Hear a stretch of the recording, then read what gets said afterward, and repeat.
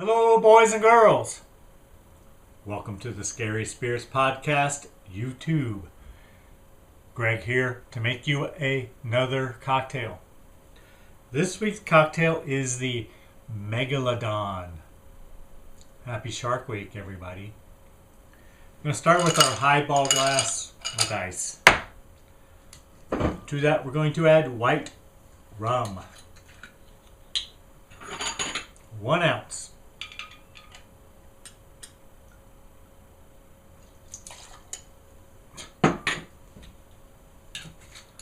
I always make such a mess.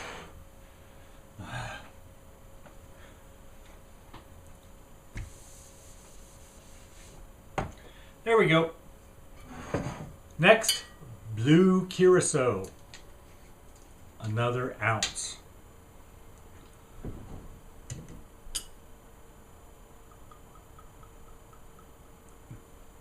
One ounce.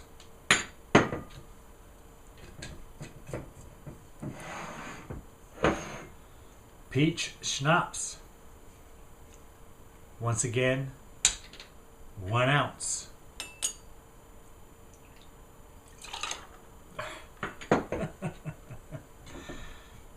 Oh, boys and girls, I'm so sloppy.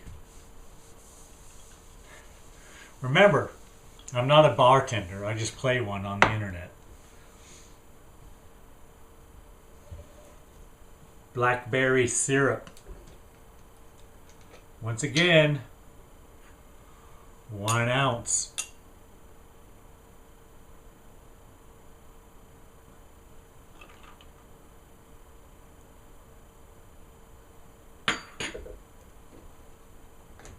That bloodied it up a little bit. And finally, soda.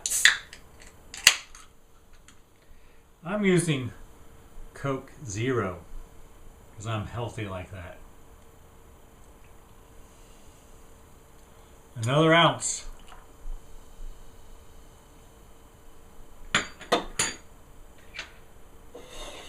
And then we stir.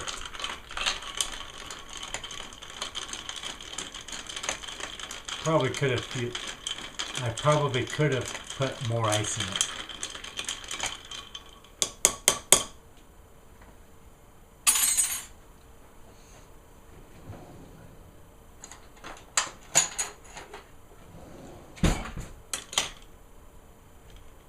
All right.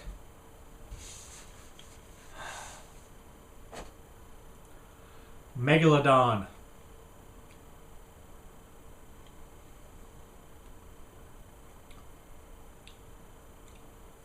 Pretty good. Yeah. Thanks for watching. Hope you enjoy the podcast. See ya. Guess who's extra lucky this week? Why, it's you, dear listener, because the Scary Spirits Podcast is celebrating Shark Week with the movie Black Demon. Of course, we could have gone with a cliché great white shark movie or something similar, but not here at the Scary Spirits Podcast. We went with a megalodon, because that's who we are. We also could have harped on the irresponsible environmental issues or the tribal folklore, but no, we just decided to keep it simple with go big or go home. I mean, we're already scared to go in the water anyway. Cheers. Welcome to the Scary Spirits Podcast. Please be advised that the presenters may use adult language and or discuss adult situations. This podcast is not intended for younger listeners or those that may be easily offended. So, if you're ready, let's go.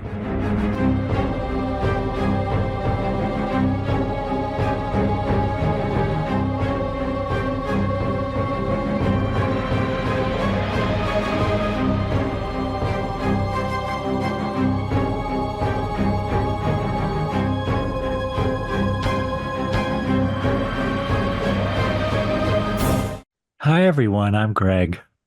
Hey, I'm Karen. And welcome to the Scary Spirits Podcast, the podcast that combines the two very different yet highly compatible worlds of scary films and alcoholic spirits. What could possibly go wrong? Indeed. How are you, Karen? And happy Shark Week. I'm great. How are you doing, Greg? I'm okay, considering it is Shark Week. I'm It is, and trying to hang in there, Karen. I even sent you a shark thing today. Yes, I saw. It took me a while to figure out what the hell it was, but yes, I got it eventually. It was the comments more than the video that was. And I had seen that video before. Oh, Maybe you sent it to me. yeah, fits. It's time for your annual shark attack, Greg. So we should review for the listeners who don't connect you to the sharks. Why are you traumatized by sharks, Greg? Because I saw Jaws back in 1975 when I was way too young, Karen. No one should have let me in that theater. There should have been alarms going off. I think a lot of people, a lot of youngsters like us were traumatized by that. As we've mentioned before, I wouldn't go in a pool after I saw it. I wouldn't either, Karen. Me either. Might come up through the drain. It might. It might be hiding in the deep end filter. Yeah. Yeah, or in the corners of the deep end. Yeah. And it don't got to be a big shark because I was a little boy. It could be a small shark. It will still do damage, I'm sure. True. All right. But it is Shark Week. So it is Shark Week. What movie have you chosen for us today? Oh, is this my choice, Karen? It was my choice on Shark Week. Isn't that appropriate? Film I have chosen, Karen, is The Black Demon from 2023, Karen. Fairly new. So it's a shark movie, obviously. It is. Do you want to go into our history with it? I was going to ask you that same thing. For full disclosure, Karen, we should probably talk about our previous relationship with this film. Yeah, we got Lucy'd. I don't know what that means, Karen. I'll tell you what it means. You know how Lucy holds the football for Charlie Brown and says, I promise this time I'm going to not pull it away. True. And Charlie Brown runs every time and tries to kick the ball, and she pulls it away and he falls on his back. That's exactly what happened to us. So multiple times. I printed out the emails today, Karen. Hear this, boys and girls. That means that's how you know it's really real. It's paper. So we were contacted not by a publicity firm, more or less, marketing firm, wanting us to help promote this film when it came out on physical release, meaning DVD or Blu-ray, whatever. So they contacted us and wanted to know if we would promote it. And we said, oh, hell yeah. Yes. Why wouldn't we? You want to send us a free screening? Yeah. Or whatever. We're giving like that. Yeah. We're givers. And so then, we said we do that. So I made all the posts and we started promoting the shit out of it. Yes. This was a year ago, Karen, when it came out. He was like, yeah, okay, cool. We'll send you whatever. Great. They sent us artwork and everything. Yeah, sent us artwork and hashtags, whatever. Then I get an email from them saying, hey, we were just notified that from Paramount, I guess the motion picture company, whatever, that, hey, we're not going to be giving away Blu-rays as prizes, whatever, which is what they were going to give us. It wasn't even coming out on Blu-ray, right? They just decided it wasn't going to come out. No, it still came out. It just, they said, we're not giving them away. Okay. But hey, I have digital copies instead. Here, I'll send you the codes. I'm like, okay, cool. Yeah, that'll work. Because we were having a contest to give shit away, right, Karen? Yes. So then you contacted me and said they're not giving away Blu-rays. Stop all the ads. So I stopped all the ads. Then less than 12 hours later, they've got digital stuff for us. Start all the ads for the contest. Yeah. So we're supposed to, they sent us the codes and it's like, here's codes, go to Redbox. That sounds like some porn thing, Karen. But anyway, here's the codes. And so I tried it and it didn't work. And I'm like, I emailed the guys like, hey, it don't work. I get an error. Whatever. What do we do? And there was radio silence for a while. I had to email him again. And then he came back and says, oh, yeah, sorry. Just got informed that Redbox is dismantling. Sorry, but we have, hey, Fandango codes. You can watch any movie you want. I'm like, fine, we'll take it. And they did give us 5 copies of Scream 6, which we gave away for the March Madness way back in March, Karen. Yes. So we did get something out of it, but they definitely pulled the football multiple times from us. But I feel like it wasn't the marketing firm's fault. It was the Paramount who was. No, I'm sure they were embarrassed because I'm sure we weren't the only ones that they had to keep. What do you mean, Karen? You mean they contacted other people other than us? We're not the first on their list? Is that what you're saying? I think we're first on the list, but I think there were others beneath us. So anyway, that's our history. Anyway, we were pissed at the time. It was a year ago now. So it was irritating. So I'm mostly over it. Yeah, we're over it. Mostly. But it wasn't a good look for us to keep changing it. It wasn't our fault. No, it wasn't. Like That's what their fault, but that's what I told the dude. I'm like, dude, it just wasn't a good look. Making us look like dumbasses. If you're the dumbass, but whatever. If we don't need any help with that. Typically. So you picked this movie because you knew about it and you knew it was a shark movie. I did. So what drink did you choose to go with it? Oh, the drink I have chosen, Karen, is called the Megalodon. Well, that's very appropriate. You see what I did there? It's a big leap, but we followed you. So we're going to need an ounce of white rum. I love white rum. An ounce of blue curacao. I love rum and curacao. An ounce of peach schnapps. I don't hate peach schnapps. And an ounce of blackberry syrup. Hello? I know. All deliciousness. And then an ounce of soda. I used Coke Zero, Karen. Oh, I thought it meant soda water. Oh, I said soda. So I thought it was Coke. Or that would probably mean cola, didn't it? I don't know. Now that you say you're that. Probably right. I used soda water. Used soda water. Whatever. It's still delicious. Mine's probably sweeter. Even sweeter than mine. And I think mine's very sweet. But I use Coke Zero. So 0 sugar. Basically, we're going to build all those ingredients into an iced highball glass. And I read that to mean an ice or a highball glass filled with ice. Not an iced glass, but whatever. Could ice your glass. You can put it in the freezer. You do you.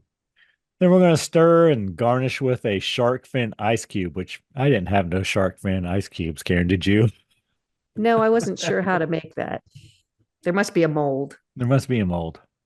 So there you go. That's how you make the Megalodon. Probably could use gummy sharks if I hadn't eaten them all. I know, I ate all mine too. Back when we made, was it shark fin? The shark lady. Shark lady. All right, should we give our friends and listeners time to make their own? Of course. Hold on.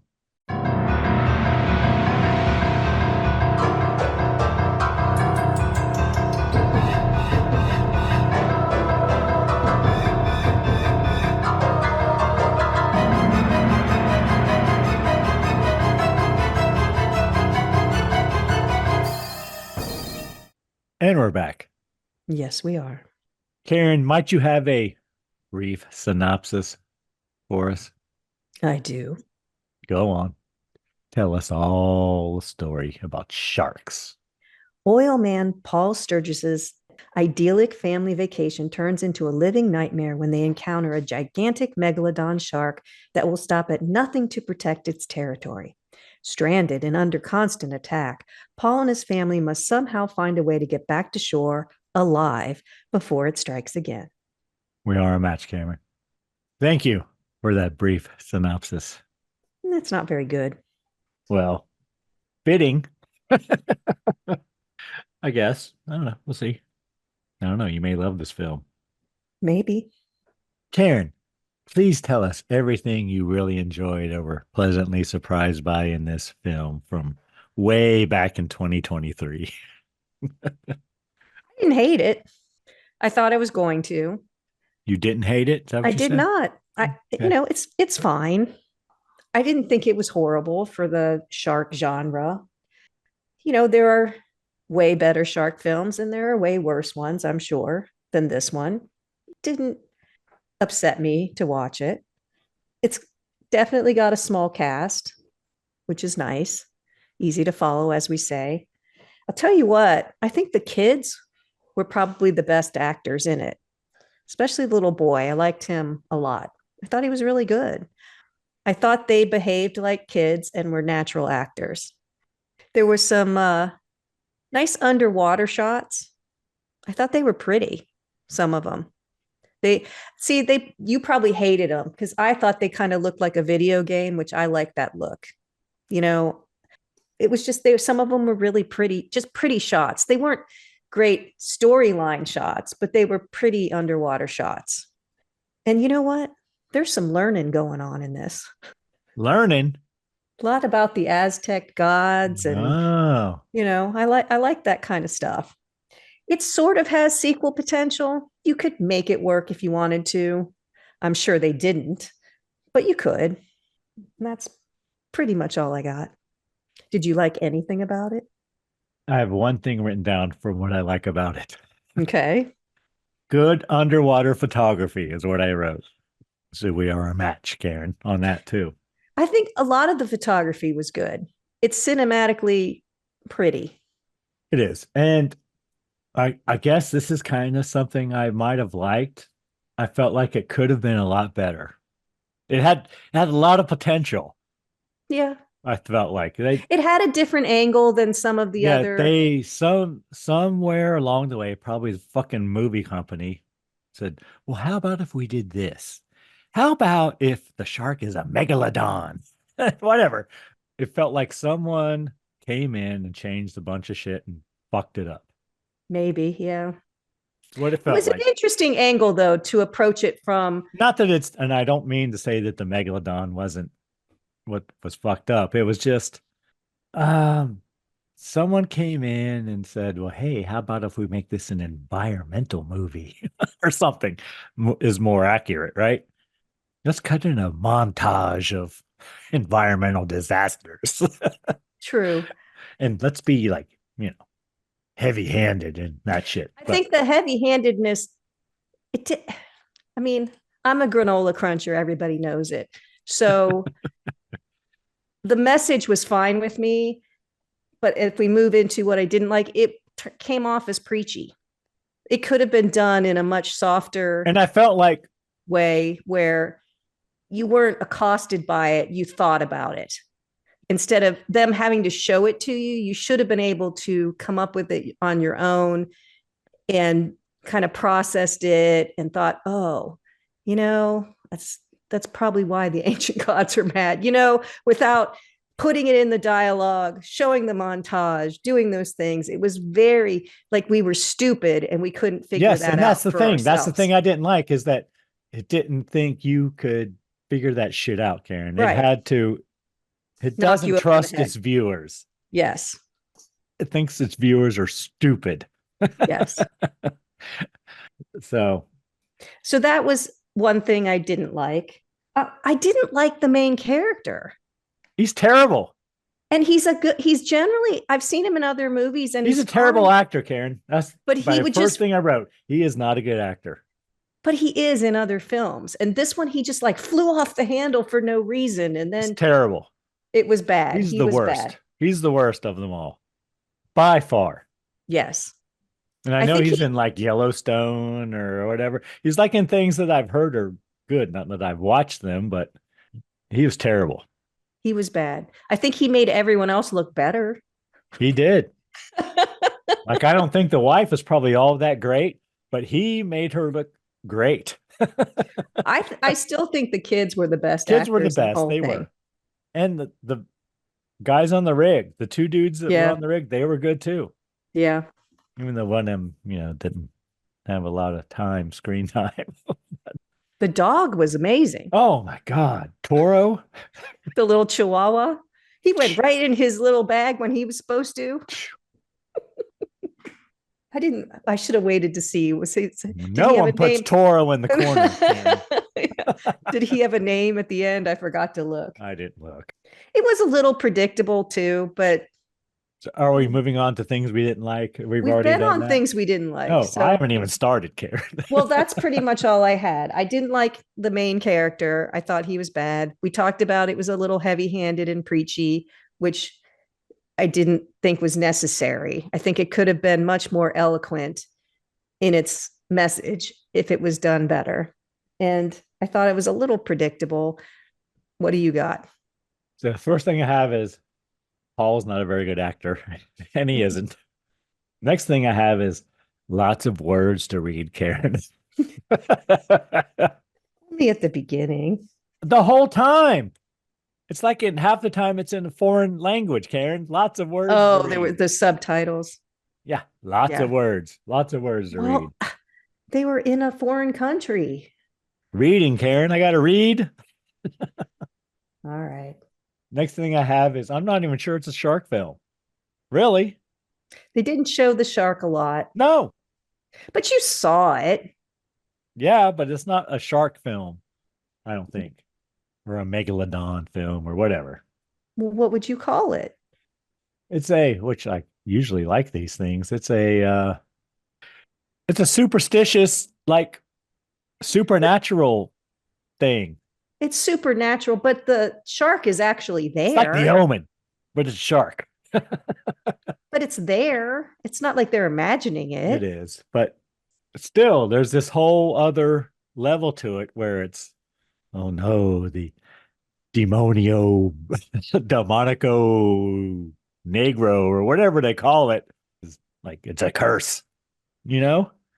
Well, that's just another layer on top of it. That's the angle that I kind of liked that made it a little different, but they didn't do it well.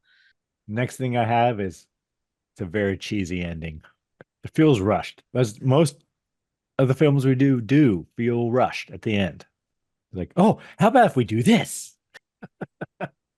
Well, I think the ending doesn't fit the character. They're trying to give him a redemption arc because he's been such an asshole the whole time. But is he? Yes. He's he just sold a bad his soul. Actor. He's I don't greedy. think he's an asshole. He sold his soul to the company. He's greedy. For his family.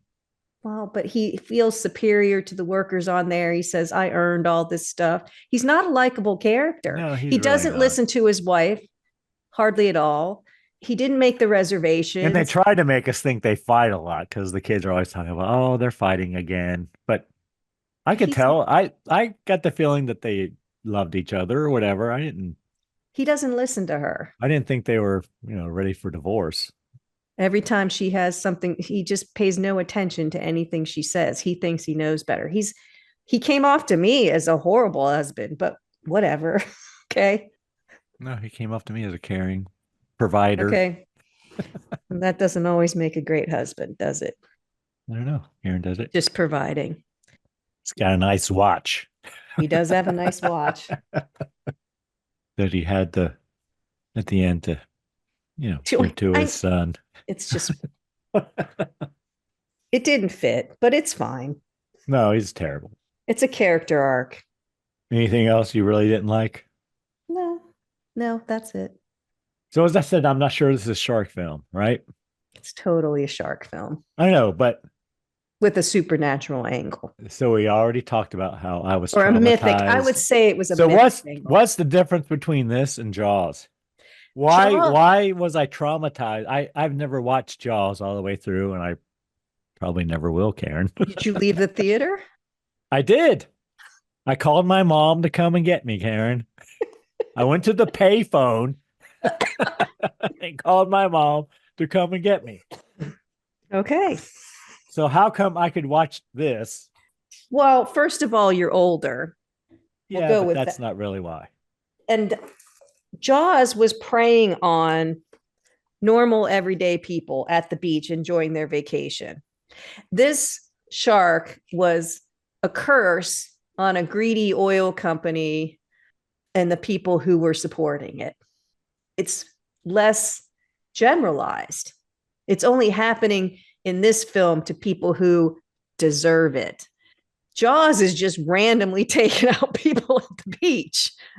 The poor boat captain taking his wife to the rig and his family. He didn't deserve to die, I'm sure. No, he didn't, but he was part of the community.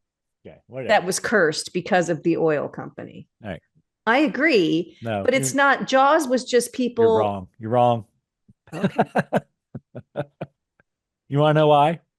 You know why I wasn't traumatized by this film? Sure, tell me. Because the shark isn't real. It's CGI. And you can tell. You know what I mean? In Jaws, they used physical effects, right? It was a mechanical shark. It was material. It had Okay. realism to it, right? It was a real thing that you could touch.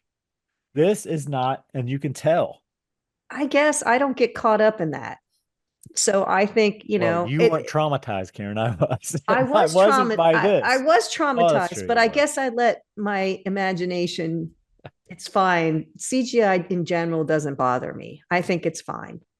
It bothers you a lot more than it bothers me. I still think I wouldn't want to be down. I can I tell it's found not real, Karen. The shark in Jaws was real. It was a I'm real saying that material thing. we're This is different. not. I thought the tension was good. I thought when it was swimming around them, I thought, it was scary, not scary. It was tension building.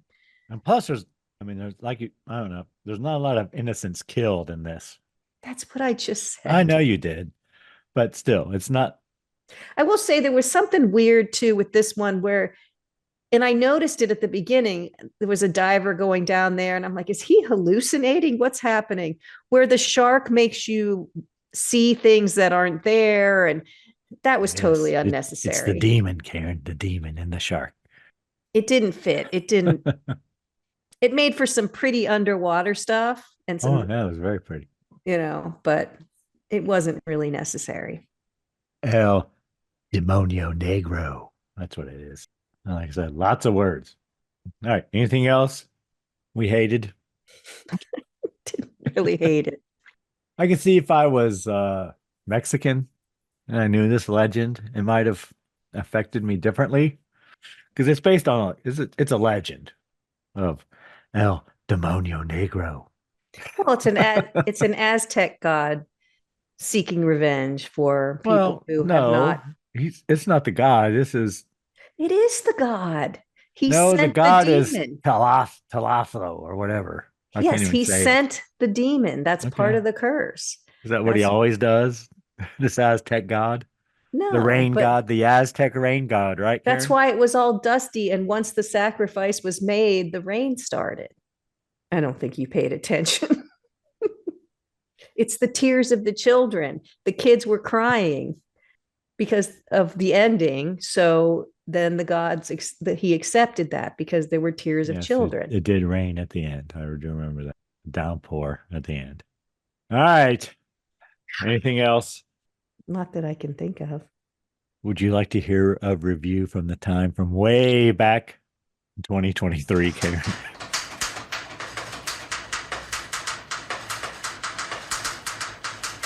Sure. What's Critics Corner say? Well, first, I have to tell you that it has a 28% approval rating on Rotten Tomatoes, a 3.7 out of 10 on IMDb. What do you think the Google users think, Karen?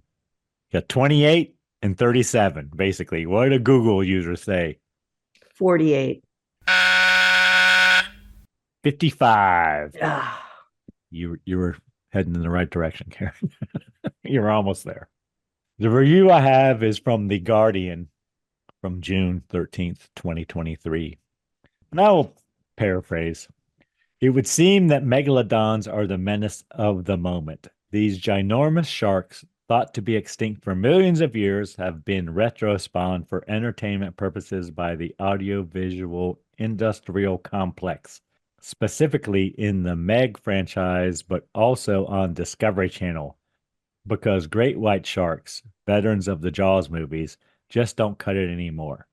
Still, in thematic terms, there's a through line that connects most shark movies. One way or another, they're all about the return of the repressed, with the sharks manifesting the oceanic subconsciousnesses raging.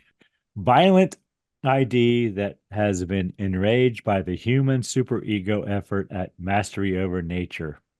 In the original Jaws, it's not so much Bruce the shark that's the big bad as it is the township's greedy mayor. I disagree, Karen, because I never stayed long enough to see the fucking mayor. Determined to declare the beach safe in the interest of capitalism. I may have seen that, but whatever.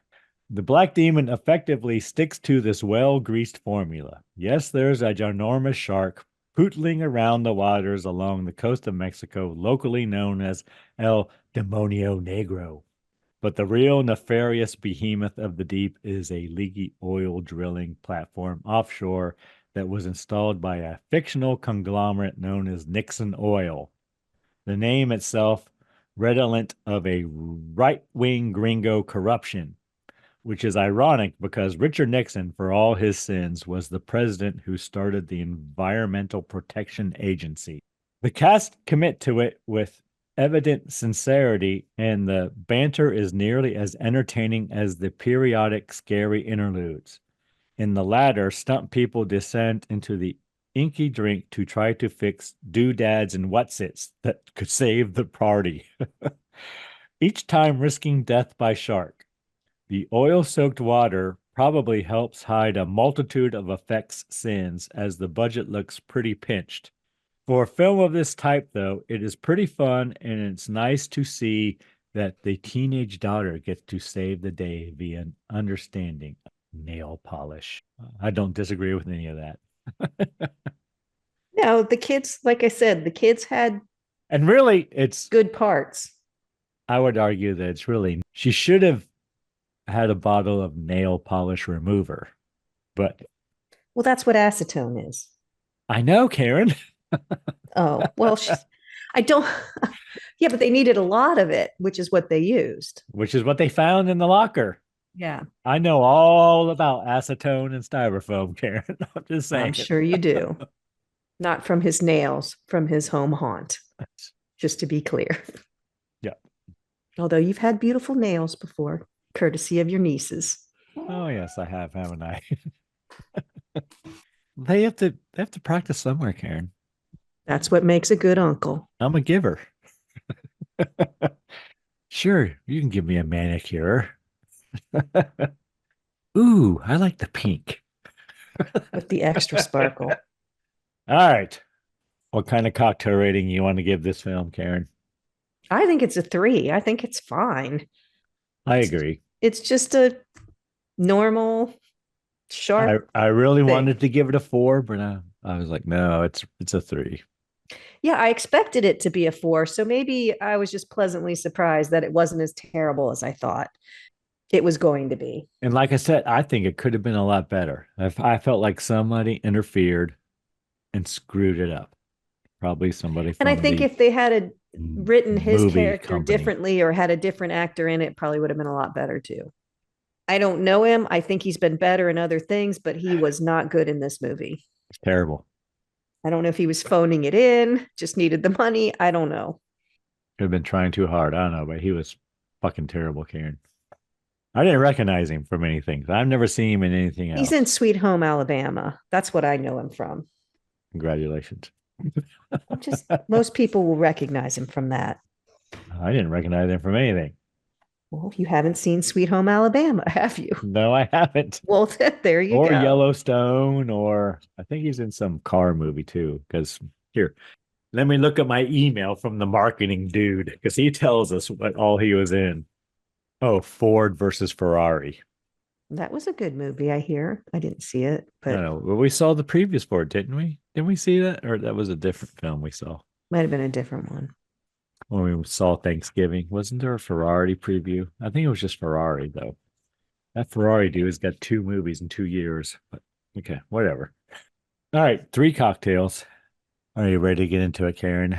Scene by scene, Yeah. moment by moment. It is included in Prime on Amazon. It's So free. if you have Prime, it's not a terrible movie to watch for free. If you like this kind of thing. I'm not sure what this kind of thing is. It's a shark movie. No, it's a environmental True, disaster. but maybe you like that kind of. I mean, we've done those before. We did Frogs. That was pretty heavy-handed too, and we liked that one because we got to see Did we? a young Sam Elliott. Remember? Oh, I'm sure you do. I do. I like old Sam Elliott. All right, you ready? Yep. The Black Demon 2023, rated R. Violence, substance use, alcohol use, Foul language, sexual content, Karen. That seems a little overboard. I don't remember Does. some of those. And several. I remember the alcohol and the violence. Foul language. That's it. Movie starts and we have credits. And then almost immediately we have words to read, Karen. For hundreds of years, fishermen have shared tales of a mythical shark off the Baja coast, one of godlike proportions driving men to the brink of insanity with visions of death. To my people, it is known by the name El Demonio Negro. It only came when sought. Summoned, right? Summoned. Well, I don't know. Sought. Yeah. I think sought is what he said. But that Who would wasn't who that would wasn't speak that? words to read. That was what he said. I think it was summoned. Whatever. I didn't read all of the words on the screen to read because that would take all day, Karen. So then we see men on an oil rig or off an oil rig getting ready to dive into the Yeah, water. it looks like it's dark. Yeah, it is nighttime. Yeah. And they're talking about, hey, maybe we should become erotic photographers, Karen. We get all this diving stuff in the dark. Let's become erotic photographers. You remember that? Yeah, but I didn't know what he was talking about. But I guess they're planning their future. They're just talking shit. And then there's more credits. I guess we're still in the credits again. So one dude goes down into the water, dives down, and Nacho, I think his name is the best diver, right? I don't know. The other dude on the boat, on the dinghy or whatever it is, he lights a cigarette and throws the match into the water, igniting an oil slick. He doesn't know the freaking water is covered with oil, whatever. And he splashes water on it to put it out. That's just to let us know there's a lot of oil in the water. Then we see the dude that is diving, and he's all of a sudden there's jellyfish and all the shit all around him, and it looks kind of Psychedelic. phantasmic. Yeah. I don't know. But he does that is after we see he's affixing something underwater. And I was like, is it a bomb? I couldn't tell what it was. And Was then it? he's putting the bomb on the, Okay, because I thought about it later once I knew there was a bomb on it. and there's a countdown, but I couldn't tell, I couldn't see the numbers. Yeah, But I couldn't think it tell was what he like was doing. 24 hours or something, or maybe, I don't know, maybe 48. I couldn't tell. Okay. But Nacho puts the bomb on and he's about to go to the surface when everything gets all kinds of psychedelic around him. All the fish are iridescent and the jellyfish are iridescent. And he touches one and And I wrote hallucinating question mark. yes. Like, is he hallucinating? And then all of a sudden we see something coming towards him. We have the view of something coming towards him, right? We don't Yes. see something coming towards them. We are coming towards him. Yes. And then all of a sudden the water's red. Yes. He's probably gone. And then we see the man in the dinghy up above trying to radio him. There's no answer. I wrote, he gone. He turns on lights under the boat or He something. does. And there's something under the water bumping the dinghy. He turns on the lights under the boat. Yeah, that's a good idea, Karen. Yeah, I know. And we hear some ominous music. Here I am. I know it was at some points in this film, it was almost like the Jaws music, Yes. but more monotone. It wasn't dun dun. It wasn't like the minor second or whatever that is. It was more dun dun dun dun, that kind of thing. But anyway, We do see big teeth coming at him. we do. Jaws of a shark, I wrote. He gone. Title. Then we have the title screen.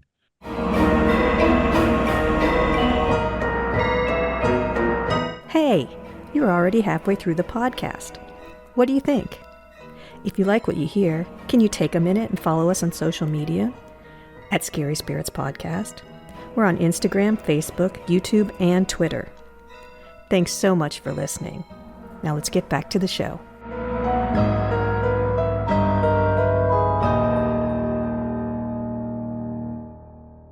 Then we see a family in an SUV driving, and they're arguing, Karen, as families do. I On wrote- long trips, yes. There's a brother, a sister, and a mom and a dad. And apparently they're not even stepbrothers and stepsister, which is, what I'm familiar with, Karen. But anyway, We learned that Paul works for Nixon Oil and he's sent to an oil rig to inspect it. Well, wait. So they're in the car and we're getting the dynamic of the two kids. They're arguing. And I'm like, they're arguing now so they can come together later and work together because they love each other. But they're doing some trivia. And the young kid, he's kind of a studious type, I'd say. He likes to look up things. And he On the wants internet. to know, well, still but he likes to learn. When something gets mentioned he doesn't know, he goes to the internet to find out about it. And they wanted to know what the most prominent fish along the Baja Peninsula was. Do you remember the answer? I remember Dad's answer. Was it salmon? No, that's what the mom said. Okay. And that's not it. Because tuna was the other answer. And the answer is striped marlin. Oh, yeah. Which are highly migratory fish living at the top of the food chain, Greg, in the tropical and subtropical regions of the Pacific and Indian Oceans. Are they the top, Karen? Really? They live at the top of the food chain of fish. It is a member of a larger family a shark known would as eat a marlin, but whatever. billfish, which get their name from their upper jaw that extends to form a spear. Because of their large size, marlin are prized sport fish. Striped marlin also support large commercial fisheries throughout the Pacific Ocean. Well, they're in the tropical and subtropical regions. There you go. Okay. So they pull into town, and I wrote the locals don't seem pleased to see them. No. And so as they're pulling into town, the wife said, you did call ahead to make reservations, right? And he's like, that hotel is never full. We'll be fine. Because they were there 20 years ago. Yes. So he's sure that everything is still the same as 20 years ago. But it's not, Karen. But the locals, I guess Paul goes to talk to the locals, and locals ask him if he works for the oil company. And they don't like the oil company much, I don't think, Karen. No, they don't seem to want to help him. Is her name Inez? Is that how you say her name? I think so. She jumps in and saves the day because she's Spanish. She's Spanish, Mexican, whatever. She is fluent. She says where she's from, but I can't remember because they call him Mexico. A gringo. Yeah. But a region. She's from Mexico. Yeah, but she says a region. I can't remember. She gives the man money for the community and asks for direction to a restaurant or a coffee shop. So then they're walking through town, going to the restaurant or whatever. And the local man puts money on an idol, ? I wrote. Yeah, the money he gave her, he puts in a bowl in front of the Aztec god. Aztec rain god, apparently. We learn later. Tlaloc? I don't know. I'm not even going to try. And the son asks why it's there. And the man who took the money says it's for protection. And then he puts the money in front of the statue of the god. And the kid he hears whispers, like he's some sort of, he can tell, I don't know, like not clairvoyant, but sensitive. So he hears whispers. And so he takes something off the altar and leaves a little statue. Yeah. And he leaves his Snickers bar. So he knows enough not to just take something. He leaves something in return. And right here, I wrote lots of words to read in this film. But then Paul asks, why do they need protection? What do you need protection from? And he says, the demon. So then the company calls Paul, the company as they call it, calls Paul and tells him he needs to get on the rig right away and inspect it. He leaves his family at the restaurant and he pays a man to keep an eye on them. And he tells his wife, find a place in Ensenada while I'm gone. I'm only going to be a couple hours and we'll move out after that. Apparently have a boat ready for him and everything. But anyway, so Paul goes down to the docks or whatever and asks the man to radio to the rig to let them know he is on his way. He says he will, but he does not. He doesn't radio them, but there is someone waiting to take him out there. And he has a picture of Paul and he rips it. Yeah. Like he knows he's coming. And he knows he's not coming back. So then Paul asks the man on the boat what happened to the town as they're going out to the rig. And the man on the boat again mentions the demon, the whatever I said it was. What's the name of the oil rig out El there? Demonio Negro. That's the demon. I don't know. I didn't make a We'll note. get to. All right. So before we go any further, because we didn't really mention it, there's a couple things. First of all, the boy likes to pretend he's a pirate and he has a telescope. Is that what you call it? Just a Yes, little. it's a telescope. Well, there are a lot of different types of telescopes, but the kind that you hold up, it's a monocular, basically, sort of. Telescope. Well, they're compact, lighter weight, and more cost effective than binoculars. But I'm going to tell you who invented the monocular because it's a one-eyed all telescopes are, but it was a German-born optician named Hans Lippershey, and he patented it. This is what he called it: an instrument for seeing things far away as if they were nearby. But it was in 1608, and you can see if it has a magnification. I think it's like a spy. What's it? It's a like a spyglass. Yeah. I know there's a name for it, but pirates use it and spyglass. Captains of boats use it. And but if it's an 8 to 10 power, you can see it up to 1,000 yards away with good conditions. But they're going out to an oil rig. So do you know what percentage of US oil production is offshore, Greg? Percentage? Yeah. I gotta think that's pretty high, Karen. I'm gonna say, well, my first thing that popped in my head was 75. It's only 15%. Stupid government. And you could probably guess, but I'll tell you. Well, I think that might be because the country only owns so many miles from the shore and whatever. Yes. So the most oil rigs are located in the Gulf of Mexico. Well, duh. It's probably the most land the United States owns in the water. Well, I don't know if we own them, but that's where the most oil rigs are, in the Gulf of Mexico. So then the captain on the boat makes them switch boats. And it's kind of like at Dracula's castle. It's like, this is as far as I go. Yep. You can either walk or whatever. Own. Yeah. This is it. And he goes out. Then we cut back to the restaurant. Inez gets a feeling something is wrong. And then Tommy is reading about the Aztec god of rain or whatever. He does a lot of information about Tlaloc. Yeah, I can't whatever. say. I can't. I'm not going to try. He kept saying Tlaloc, and they kept trying to get him to say it right.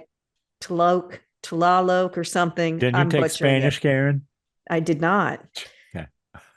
Well, for 1 year in college, but I only learned a couple sentences. There you go. I told you I had the same 3 answers for every question she asked. El suéter rojo, a red sweater, el bistec, and something about riding the bus. So no matter what they asked you, what did you buy at the store? El suéter rojo. What did you have for dinner? El bistec.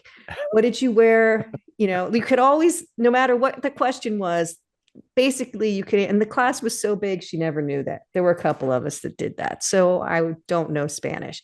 But the Aztec god was the benevolent giver of life and water, but he was also greatly feared. He could stop the rain, which provoked drought and hunger. He would hurl lightning upon the earth. He could unleash devastating hurricanes. Does that mean he would vomit lightning, Karen? No, I think it meant throw. Oh, okay. They even named a mountain after him. He's also the deity of earthly fertility and water, worshipped as the giver of life and sustenance. So many rituals and sacrifices were held in his name. So in the bar there where they're at, a bar patron I wrote comes up and starts messing with Inez and Audrey. How much for the women? Kind of. Or he's just going to take them. No, he's being a dick. Whatever. And Inez is holding off pretty well until he puts his hands on her daughter, and then she loses it and becomes a total badass. Yeah, hits him over the head with a bottle. You go, girl. And then holds the broken bottle at the people as they back out. Come on, I'll cut your ass. Yes, she'll cut a bitch. And backs out and goes down to the dock. Yeah, I really they're following her. I liked her in that moment. Yeah. A lot. You know, they do follow her though. And there's 3 or 4 men. But she hit him pretty well. His head's bleeding and he's down. So they get a little bit of a head start. They try to go to the car, but they've slash the tires, Slash Karen. the tires, yeah. So then she goes down to the dock and hires a guy with a boat to take them to the rig as the angry townsfolk approach. And it's a different guy than the one Yeah, that it took. is different. But, she's got a wad of cash. He takes it. So then back on the rig, Paul's going out there and he finds what's left of the scuba diver, question mark, as he's driving out there. Yeah, definitely finds a Like diving scuba mask with masks blood and on it. Yeah. stuff. He gets to the rig, nobody to be found. He finds a chihuahua, who we learn is Toro. Lots of the doors are locked. Then a man with a machete and a crowbar, or men with a machete and crowbar, confront him. They tell Paul the radio is dead. They want to know how he got there. And they hear noise, grab a binocular, and then they see Paul's family heading towards the rig on the boat. And we see the boat being trailed by a large shark, I wrote, Karen. Yes. So the two employees start banging on the metal to distract the shark from taking out the boat. Yeah, and he fires a flare gun too. Boat speeds up and the family arrives on the rig. For a moment there, Audrey the daughter, falls into the water and sees a bunch of body parts, hands and feet and whatnot, all cut up. And they pull her up as the shark approaches. Audrey tries to tell them what she saw. All they see is an oil slick. So at this point, I wasn't sure if she was imagining that or if they just can't see everything under the water because of the oil slick. That's what I thought until later. Then I realized that she supposedly imagined it, but I thought it was just that they couldn't see it because it was so dark. So then they watch the boat speed away and it's chased by the large shark. And then the shark just Decimates engulfs it. Here you Yes. go. There you go. And then I wrote the black demon. So they must have talked about the Demonio Negro. Then Tommy, I wrote, holds his little statue up to others on top of lockers. He's on the rig and there's lockers and there's lots of little statues on the top of the locker. And he Yeah, and says, he's hearing the my whispers statues again. are like his. They're It's like an idol, right? Tiny idol, yeah. And then we've already met them, but we learned about Chato and Junior. They're the only ones left on the rig. All the others got away and the rest were not so lucky. Or didn't. Yeah. And he talks about the Megalodon. No way to get off the rig, no radio, no satellite phone. Paul learns that nothing on the rig works and that it's been leaking oil for months and that their calls to the company went unanswered. And then we have the Megalodon hitting the rig. We meet the daughter asks about the dog and the guy tells her it's Toro. And the power goes out, the auxiliary power. So eventually they decide to go down in a submersible to fix the auxiliary power, specifically Chato and Junior. Yeah, it's called a diving bell, which I didn't know what that was, but it is a rigid chamber used to transport divers from the surface to depths and back in open water, usually for the purpose of performing underwater work. The most common types are the open-bottomed wet bell and the closed bell, which can maintain an internal pressure greater than the external ambient pressure. They're in the open bottom one, apparently, Karen. Yeah, but I didn't understand how it works. You'll have to tell me how that works. You never done that? You never gone like in a pool and like taken a 5-gallon bucket and put it underwater and there's like air in the bucket? That's how it works. But when you lower it in, why didn't it get? Because the pressure equalizes. Okay. Do you go slow enough? Is that or quick enough or something that? No, it doesn't. No, there's always an air pocket. Just like a car when it goes in the water, there's air pockets in the top. But until it eventually fills up. Yeah. But a bucket doesn't if you, for whatever reason. No, I've not. I guess it just didn't. I'm like, why is it not filling with water? But I guess the air in the bucket keeps a constant pressure against the water. Maybe that's made so that there's air going into it. Okay. Yeah. So but if that wasn't happening, it would just fill. No, I've taken a 5-gallon bucket underwater, Karen. I'm just telling you. But this wasn't had my head in it. All right. You're argumentative today. I'm shocked. I'm shocked you've never done that, Karen. Not where I stand in it. I pity your childhood. But Paul was just like, this our bell is made of titanium or whatever. That shark will never be able to bite through it. And I'm thinking, oh, the shark's going to bite through it. Whatever. Yep. Silly. And then Chado tells them about the curse. People took too much from the land, and God is angry, and the black demon plays games with your mind, makes you see things that aren't there. Brought by the Aztec god of rain. I wrote, this is the first time I mentioned it. And Paul isn't happy that Chado was filling his children's head with nonsense about gods and sacrifices. Yeah, he just flies off the handle for no real reason. Bad acting, Karen. But anyway, Chado and Junior go underwater in the diving bell, as you called it. They call it the bell. They give Paul a tablet so he can watch them on video. Enter the water from the diving bell out the bottom. And right here I wrote, time check. It's half over. First time I checked the time. And then next thing I have, is there a bomb on the rig? I wrote. I guess Chado's down there. I can't find where you are. There's body parts floating down and an eyeball, and it turns to look at, no, it's Junior. And he shakes his head. It was a hallucination. And he swims back to the diving bell. Junior does. But Chado is still out there with the shark.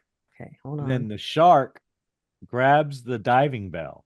And this is when the hose starts spinning on the rig. Like something's grabbed the diving bell and pulling it away. Like if you're deep sea fishing. Yes.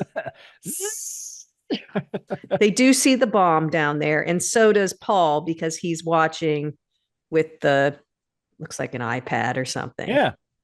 Tablet. And the shark breaks the diving bell. It just crushes it. And Chado is swimming, and he gets back to the rig, and they pull him up. But then they see Junior's body floating, and Inez is like, pull him in, pull him in. And they do, and he gone. He's just a torso. I said there's going to be half a Junior, and there half was. A Junior. Just a torso. He gone. So then Paul and Inez fight, as they do. And Inez begins feeling guilty because she brought the kids onto the rig. And she knows there's no way off. Yeah, but she didn't have much of a choice. She could have stayed and fought. She could have cut. She wasn't going to win against 5 guys. Well, she didn't have good choices there. And she didn't know that there was a curse. She could have broken a couple more bottles and given the kids each one. But then Tommy asks, where's Junior? And Audrey lies. But he never asks again, and Junior never comes back. No, I don't remember what she said either. He's in the electrical room, she says. Yeah. Then we learn all about Chado's and Junior's friendship. Yeah, they've been together for like 20 years. And then we talk about the bomb a little bit. And then Paul sees some boats on the shore. Hey, over here. But yeah, and Chado's told him more than once that the demon makes you see things that aren't there. So he's just hallucinating. Like an oasis. I hate when that happens. Then Chado confronts Paul about being a puppet for the company. And Paul thinks the rig was mismanaged. This is due to mismanagement. So they argue about a little bit of who's to blame. And Chado says Mother Nature is now holding us accountable. Tommy asks if they are going to die. And I wrote, they compare their predicament to a game of chess. Sacrifices must be made to protect the king. That's what Tommy says, yeah. Paul assures him there will be no sacrifices. This is where Tommy talks about that it was the tears of the children that created the rivers and the waterways. About the Aztec sacrifices where they would rip off the fingernails of the children to make them cry before they sacrificed them because they wanted the tears. And then Paul just says, look around and find anything you can that might help us get off the rig. How are they supposed to know what that would be? Sometimes that's good that you don't know because you think outside the box, Karen. Yeah. And paintings of the god are all over the walls of the rig. Handmade paintings. Yeah. Yeah. But all of a sudden, Paul has a plan to reroute the cooling system. Maybe he can get the generator working. Whatever. So he starts cutting pipes and doing whatever, he and Chado. And while he's doing that, Inez finds paperwork all signed by Paul. Yeah, he's an inspector, if we didn't mention that earlier. And then Tommy puts a bunch of figurines in a boat and sends them adrift. And the one that represents his father falls in the water. And then shark hits the rig and Tommy falls into the water. Inez jumps in to save him. Paul follows and he gets out and bangs on the rig again, drawing the shark away. And Audrey throws out a lifesaver and pulls Tommy and Inez in. So then Inez confronts Paul. Yeah, because he's signed off on, there's obviously all these things wrong with the rig, and he signed off that everything's fine over and over and over again. His signature's there like 50 times or something. Yep. And she blames Paul because he did not shut the rig down. Paul says he had no choice. He did it so they could have a better life, Karen. She says, you always have a choice, and you did it for yourself. She calls him a monster. And now it looks like there's an hour left on their timeline. Yep. 1 hour left till the bomb blows, Karen. And apparently they get the generating running because the lights turn on. And then Paul asks Chato if they're going to make it. He says no. he's not going to sugarcoat it. Nope. Paul tells Chato that the first time he inspected the rig, she was beautiful. He starts reminiscing, Karen. Yes, he does. Reminiscing. The rig has been failing for years. And then we have a montage of environmental disasters or whatever. Yeah, he says she was beautiful in the beginning, but because she was outside of jurisdiction, they rolled back the regulations. And so the companies had their own self-inspection procedures. And the very first test, he failed miserably. And he thought over time he'd be able to make improvements. So he drafted his report. But when he got back to the shore, he included all the hazards and shortcomings. But the next morning, they called him to the carpet and said, you're not going to be able, we don't want this report. Give us a different one. That's all. That's how self-regulating usually works. And his bosses suggested that he overlooked the problems. That's what I wrote. He signed off on every report they gave him for 4 years. Next thing I have is somehow they still have a camera on the timer so they can see the countdown, Karen. I don't know how they did that shit, but apparently Paul can still see the timer on his little tablet. Paul realizes that the company has set him there to exterminate him. They're going to make him the fall guy. Yep. They're going to destroy the rig and make him the cause or whatever. Yeah, like you said, the fall guy. It's all his fault. So then Chato tells him the measure of a man is not his house or his clothes, but how he reacts to adversity. Then Paul throws a bunch of switches on the blowout preventer, whatever the hell that is, Karen. Somehow he fixes the oil leak. And he grabs some bolt cutters, I wrote. But not the first set he grabs, even though they're bolt cutters just as good as the other ones. Just the same. But he likes the other ones. He likes the yellow ones better. Yes, he's going to get everything perfection. He's going to get everything perfect. And we see Chato talking on the radio or working on the radio.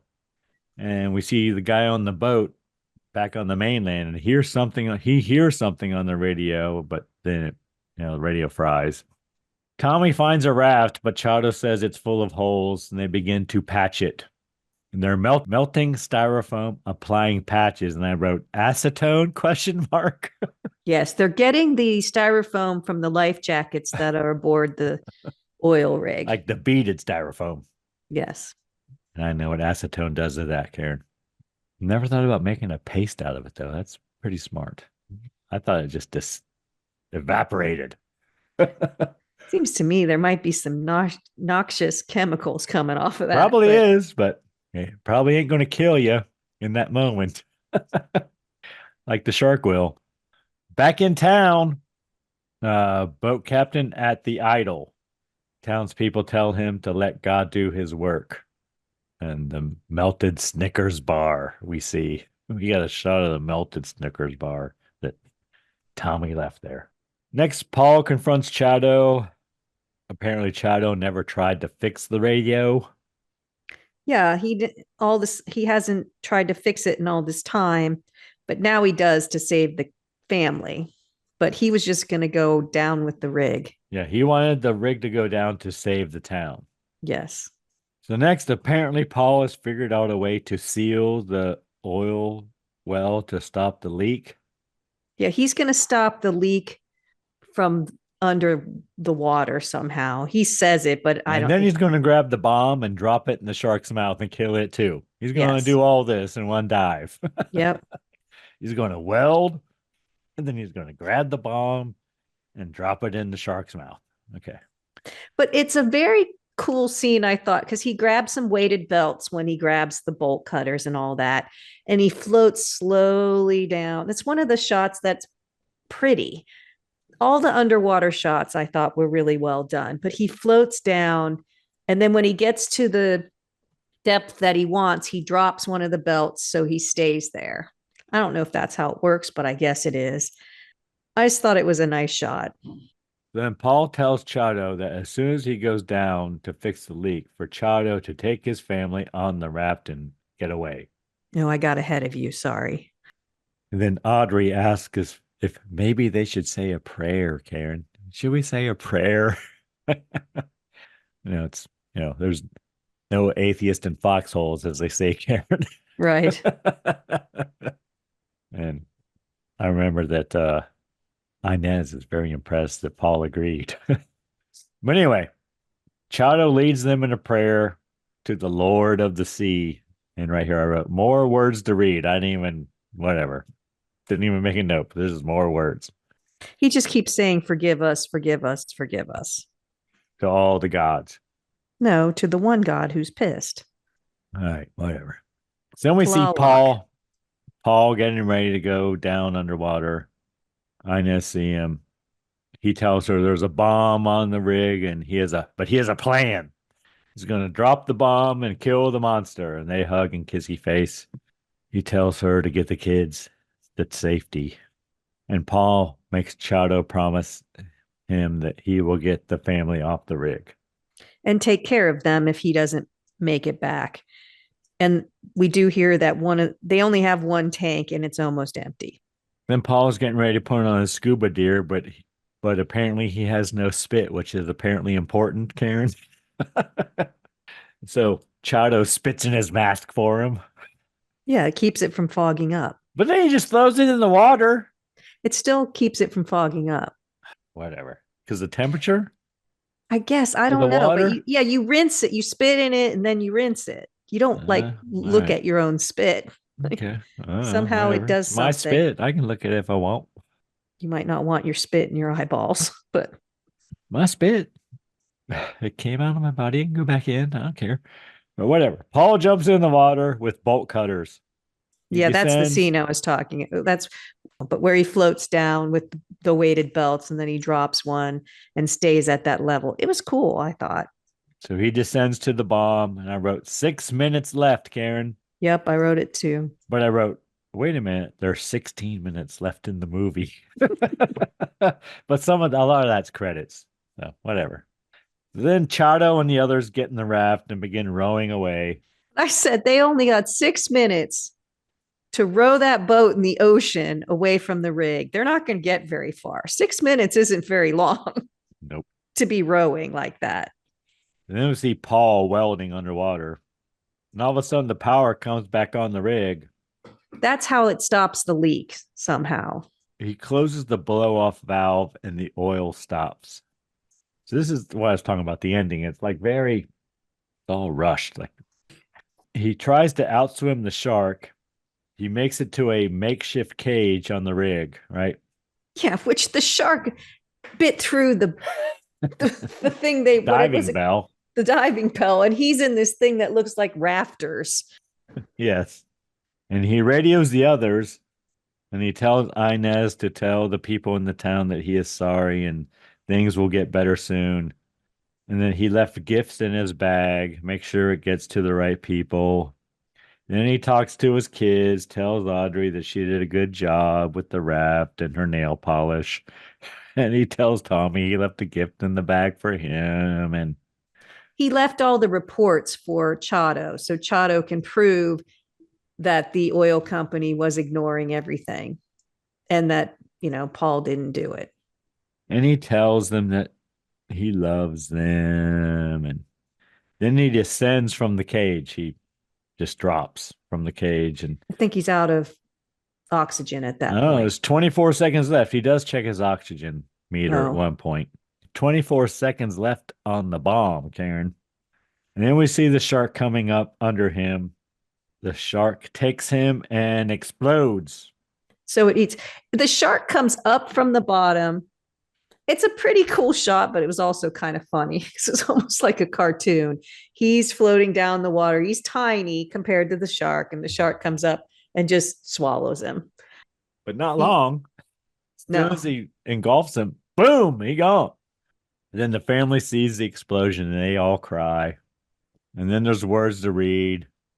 One badass white boy. I did write that because he says it in Spanish, but what the words on the screen say. And then another boat comes out and rescues them. It's the original guy that Paul went out on the boat with. And it's the townsfolk, and the guy. And I wrote they saved Toro too. Toro has survived the Chihuahua. And then they watch as the rig collapses into the water. And Inez smiles and tells them that Paul will always be with them. And then Tommy drops his good luck shark tooth necklace into the water. Just like the Titanic woman did. I didn't see that. Junior gave Tommy a good luck necklace and he drops it in the water. And it begins to rain. And then we see the boat with all the little idols on it that Tommy put out into the water earlier. And it sinks into the water, Karen, very ominously. Yeah, it did. The end. Credits. All right, as I said, it could have been a lot better than it was. It had promise. That's all I'm going to say. It was promising. I'm sure. I'm sure the script was very promising. All right.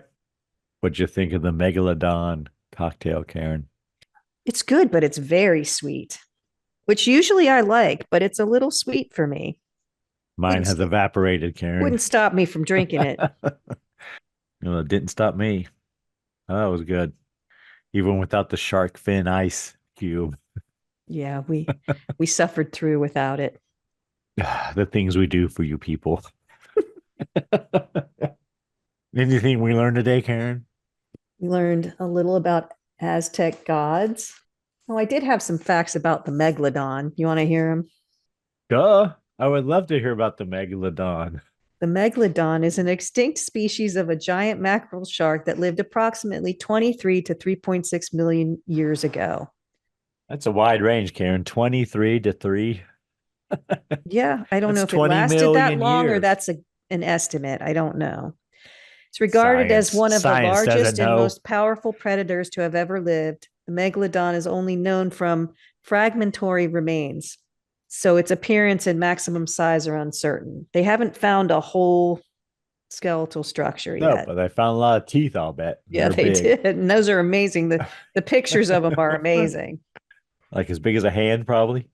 Scientists differ on whether it would have more closely resembled a stockier version of the great white shark, the basking shark, or the sand tiger shark. The most recent estimate with the least error range suggests maximum length estimate up to 20.3 meters, about 67 feet. That's pretty big, Karen. Yeah. All right. Anything else we learned? What did we learn? What a diving bell was, what percentage of U.S. oil production is offshore, where the most oil rigs are located, who invented the monocular. Where are most Gulf of Mexico. Yeah. I remember now. And Tlaloc, which I'm sure I'm saying wrong, but the Aztec god, if I haven't said that Aztec already. rain god. That's it. Anything else? I don't think so. All right. Next film, I believe, is your choice, Karen. It is. What have you chosen for us? I think I've chosen this last week of July. I've chosen the 1960 movie Eyes Without a Face. You're going to love it because it has subtitles. More words to read. Do you have a cocktail for us, Karen? I thought I had the perfect drink called the car crash cocktail until I realized we've done that one before. so I had to find another one. Go on. And we are going to have the cocktail called the Pretty Woman. You're going to need 2 ounces of bourbon, an ounce of pomegranate juice, a half an ounce of lemon juice, and ginger beer. Okay. Anyone you need to thank this week, Karen? As always, I'm going to thank our listener because there are a lot of podcasts out there. Thanks for spending time with us. What about you, Greg? Who do you need to thank? As always, Karen, I'm going to need to thank not our listener. I'm going to need to thank the band Verse 13 for providing all of the music in the Scary Spirits podcast. The music definitely makes the podcast better. Anything else, Karen? Please drink responsibly. Yes. Thanks for listening to the Scary Spirits podcast, where the movies might be iffy, but the drinks are always solid. We would love to hear from you. You can find us on Facebook, Instagram, and YouTube at Scary Spirits Podcast, or go to our website, scaryspirits.com. And if you want the direct line, email us at info@scaryspirits.com. If you really want to help us out, leave us a review on Apple Podcasts. And remember, always drink responsibly. See you next week.